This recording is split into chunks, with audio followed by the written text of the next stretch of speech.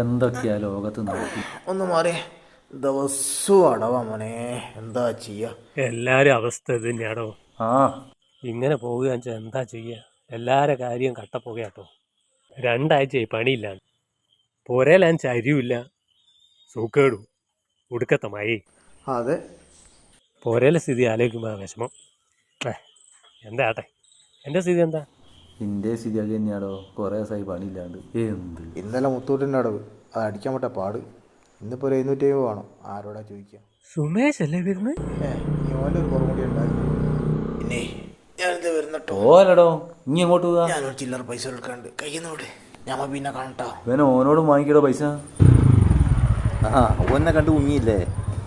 ആ, എന്നെ കണ്ടിട്ട് വിട്ടാ. ആ ഓ മുങ്ങി മോനെ. അതുപോട്ടെ, ഞാൻ ചിന്തിക്കുക ചില പെണ്ണുങ്ങളൊന്നും ആമ്പിക്കാൻ പറ്റില്ല കേട്ടോ. ആ ഇനി ഒത്തിരി ഒത്തിരി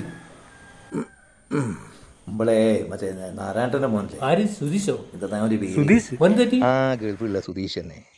ഓനൊന്നും പറ്റിയിട്ടല്ല, ഓൻ്റെ ഭാര്യയെ അമ്മായി തരി കിട്ടിയാന്ന് വിചാരിച്ചത്. എത്ര സമയം അവിടെ ഫോൺ വിളിന്നാ പിടി. ഓളാടെ പണിക്ക് പോകാടോ.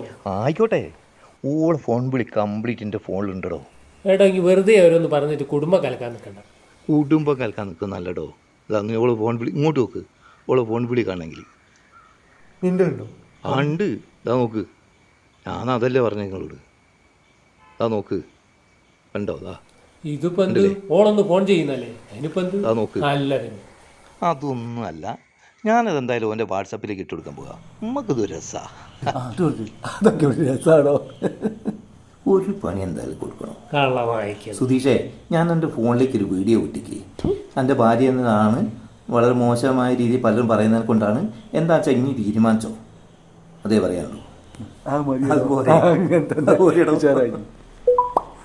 ആ മെസ്സേജ് വന്നല്ലോ. ആ വന്നോ?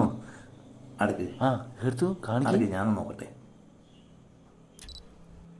സുമേഷേ, നിനക്കും അങ്ങോട്ടൊരു വീഡിയോ ഇട്ട് തന്നിട്ടുണ്ട്. അത് നിൻ്റെ ഭാര്യൻ്റെതാട്ടോ. ഒരു 15 ദിവസം മുമ്പേ നിൻ്റെ ചങ്ങാതില്ലേ, ആ നാരോന്ത് പോലത്തെ, അവൻ എനിക്ക് വിട്ട് തന്നതാ. പിന്നെ ഞാൻ എനിക്ക് വിട്ട് തരാതിരുന്നത് നിനക്കതൊരു പ്രയാസമല്ലോ എന്ന് കരുതിയിട്ടാ. ഇനി സാരല്ല എടാ, ആദ്യം അവനവൻ്റെ വീട് നന്നാക്ക്, എന്നിട്ട് പോരെ മറ്റുള്ളവരുടെ വീട് കയറി നന്നാക്കെ. എല്ലാത്തിനൊക്കെ ഒരു മര്യാദ വേണ്ടടേ.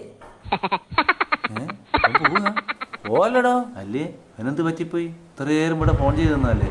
എടോ ഓലടോ. എനിക്ക് ഓർമ്മ ഉണ്ടോ എന്താ പറ്റിയെന്ന്? എടാ സുമീഷേ, എടാ സുമീഷേ, ഇങ്ങോട്ട് വേണോ? ഓടാ.